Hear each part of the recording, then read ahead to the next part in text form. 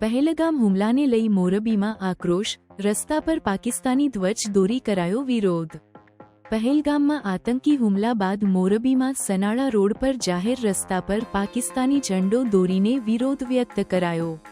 બનાવની જાણ થતાની સાથે જ ધારાસભ્ય કાંતિભાઈ અમૃતિયા સહિતના અગ્રણીઓ સ્થળ ઉપર પહોંચ્યા હતા।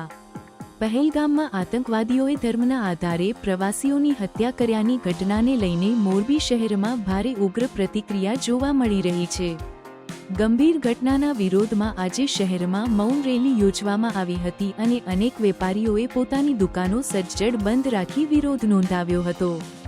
મૌન રેલીમાં શહેરના હિન્દુ સંગઠનો, વેપારીઓ, તબીબો અને સામાજિક આગેવાનો મોટી સંખ્યામાં જોડાયા હતા। રેલી શહેરના મુખ્ય માર્ગોથી પસાર થઈને નહેરુ ગેટ ચોકે પહોંચી હતી, જ્યાં આતંકવાદીઓના પૂતળાનું દહન કરીને વિરોધ દર્શાવ્યો।